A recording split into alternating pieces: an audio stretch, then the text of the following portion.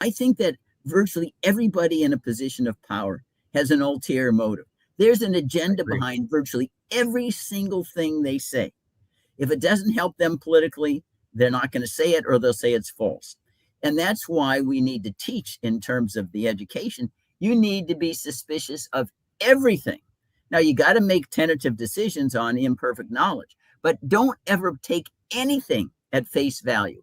But you ask always who benefits, what likelihood is that this is correct or not, what is their motive to lie. We know the motive of the United States government to lie is overwhelming because they want to lie to make people frightened, to expand the power of the government. That's why you have to inculcate critical thinking.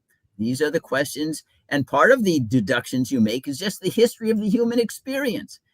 We don't need to be told why people in power want to lie and frighten us because they know if they can do that, they can get us into war, and then all the power's on the president, and we're reduced to serfs. It's my truth, and I constantly subject my truth to inspection, and that's what you all need to do. Is you should not rely upon what I say or any other teacher says. Is you got to rely upon the developing the type of cognitive skills that you figure this out for yourself, which requires a lot of due diligence and also the skill of knowing how to ask good questions. But the less knowledge you have, the less likely you'll be capable of asking a good question.